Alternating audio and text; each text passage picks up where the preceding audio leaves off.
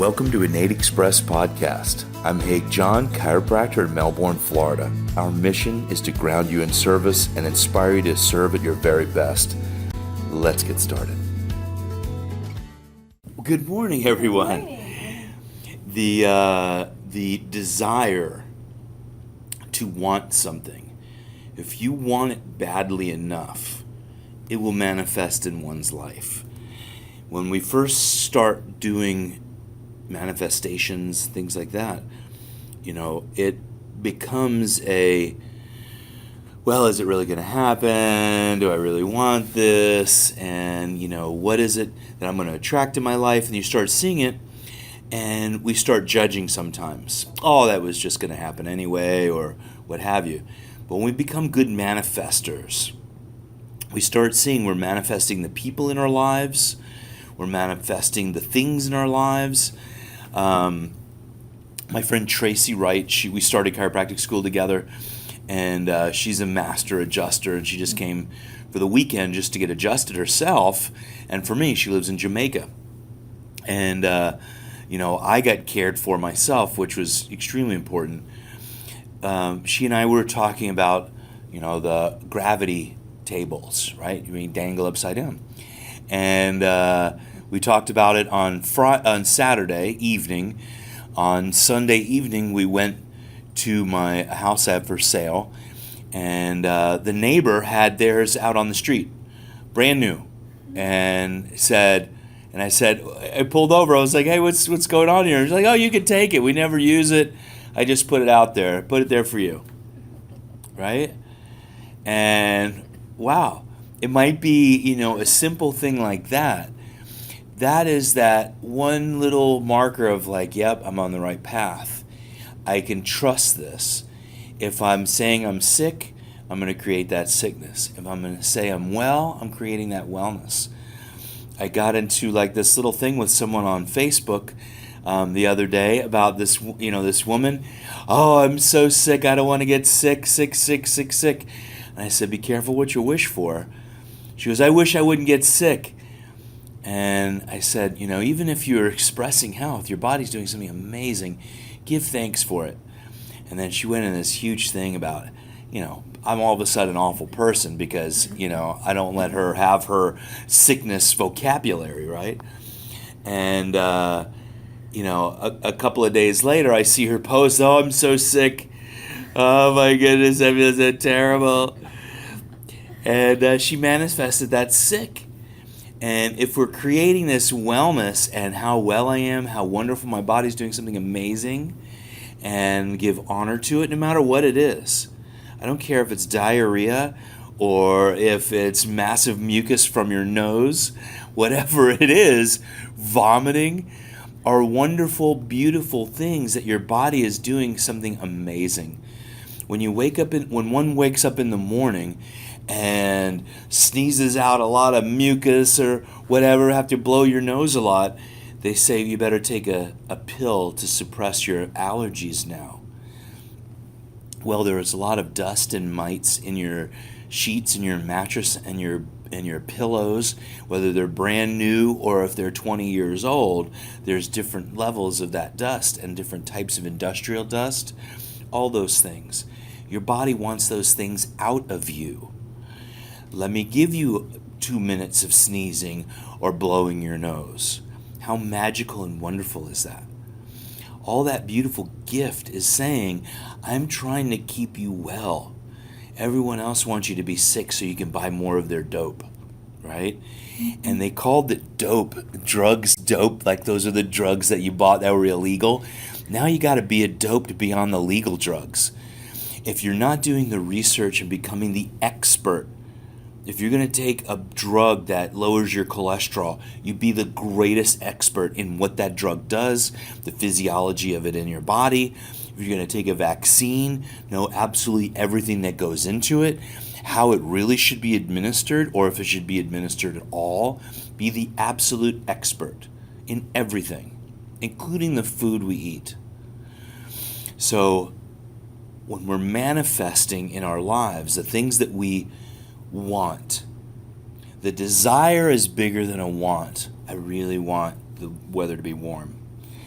I desire a warm coat to keep me warm. The desire for wealth, the desire to serve, the desire to be whatever it is we want to be, is that true desire within. Oh, it's nice to have some earbuds. I'd really like these new shoes. But the desire to transform the world, the desire to help your family grow as individuals and be progressive members of society, the desire to serve others, desire to have a successful business, and really stepping our feet forward, planting firmly on the ground, knowing what we want, saying it out loud. This is the process. Know what I want. I speak it out to the universe. I'll write it down specifically.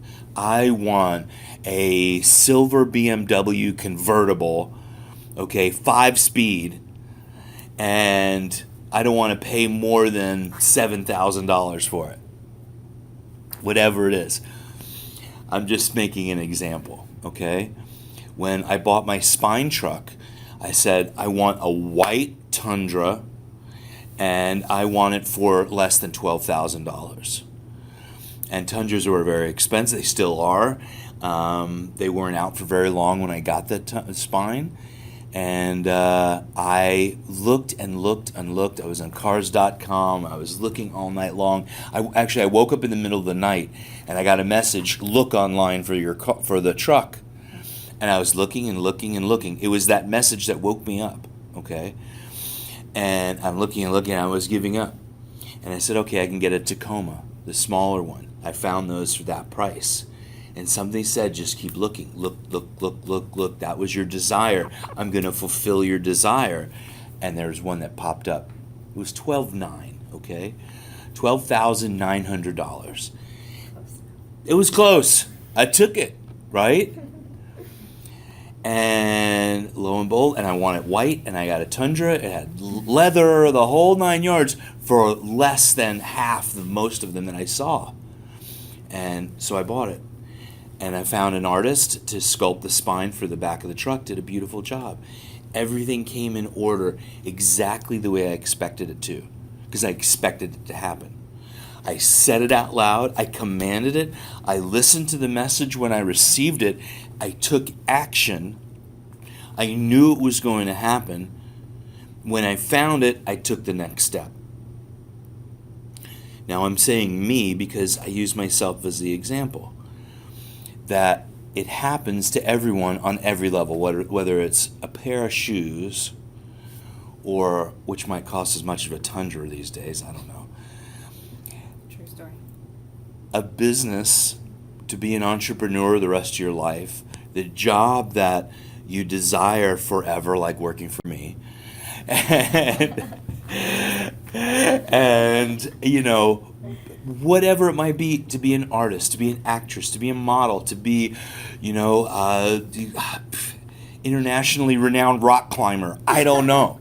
Okay, there are those guys out there, a lot of them. We're on the edge right now. We're on the edge. That edge, though, isn't comfortable. It's the fear of stepping out of what I know. I have lived this way my entire life with the vocabulary that I've used, the expectations I have for the universe and for myself and how I interact with it. But that edge, either I plunge, you're not going to die.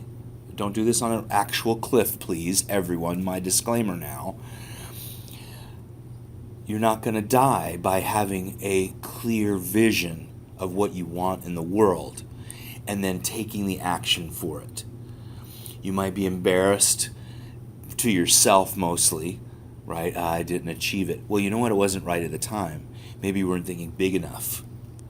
Maybe you really should be. That failure is going to teach the lessons that you need to learn to be able to handle the big stuff. That's why people that get lotteries, big lotteries, usually you see these, you don't hear the really sad stories. We used to hear them more, actually. But now you hear a little more of the good stuff because they're a very powerful company, you realize, Lotto. But you don't hear the bad stuff. People aren't ready for that vibration. And then they have big issues, even death, bankruptcy, all sorts of things, because they weren't prepared. Preparing ourselves means sometimes failing. You fail, you pick yourself back up, and still having that goal in mind, maybe even making it bigger. Adjusting it for the lessons that we've learned in that failure, failing up. This week was really profound for me. I actually really would enjoy another week of vacation. My body really needs it. I spent the first week in agony. My hips, my knees, my ankles, and my body, when I'm serving, I am in service mode. I'm not in paying attention to my body mode. So my body was working on healing. I really could use another week of healing for myself. I was fortunate enough to have a master chiropractor come in and adjust me. I'm going to post our conversations in the next couple of days. The things that really came to me is that I have to care for myself exponentially. It's not to see fewer people. It's not to do less. It's to care for myself is the lesson that I learned. If I'm not caring for myself and serving me, I can't serve others at my highest. Eventually, I won't be able to handle it. So the lessons I learned from this week is I need to vacation more. Because by the time I'm on a vacation, the first 4 or 5 days, all I'm thinking about is, things I need to do for the office and actual work, right? And the first few days are really just to decompress. And then all of a sudden it's the weekend and it's a normal weekend and you're going back into the office. So the vacationing more it's not just important, it's necessary for all of ourselves to decompress. We did come back in and we had some people with issues and came in. I could barely walk when I came in those days. I couldn't straighten out my legs. I couldn't stand up straight. So my body was really telling me you shouldn't be here. But we did our best, and I think we cared for them well. I almost had to just run out of here and go lay back down. My body was worn. So that self-care, we can want all the things out in the world, and I want all these lofty things, but we're not going to enjoy it unless we've also really cared for ourselves. So put in our manifestations of thank you for my wonderful health. Thank you for the time for me to care for myself, to serve myself, for my body to heal itself. And thank you for the time and the honoring of the people that we are around to respect that time. It used to be that people would say, oh, you really deserve it. I'm happy you're going. To the past couple of weeks before, oh, you're taking another day off. And I had one person, I had a couple people, what would they say? Where is he? In the back sleeping again, taking another vacation? And they were just coming through the door. And I said, okay, I'm coming. I'm putting on my track shoes. I'm going to come faster for you. I did it very sarcastically, which I don't want to be that way. And you know what? If I don't care for myself, no one else is really going to care for you, right? So the self-love, self-respect, self-joy, self-care is absolutely paramount. That's what I wanted to talk about this morning. I don't have a major visualization for it except saying it out loud, commanding it to the universe. This is what I need for myself.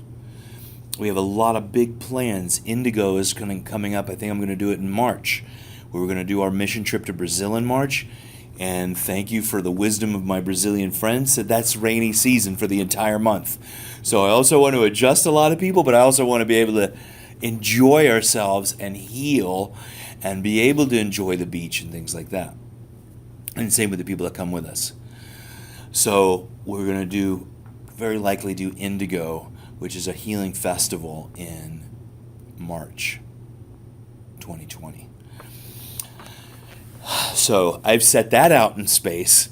I've set that out into the universe. We're creating that and being flexible about just even setting the tone for the mission trip. I'm flexible enough to say thank you for the message, God, that I can change the date. Let's put another one in its place. So that steps up our game a little bit. I don't have anything else this morning except that I have a drive this morning to grow personally, emotionally, and spiritually. I see that in the people that we serve, the people that we surround ourselves with, and I would love to see it in our entire country and the world.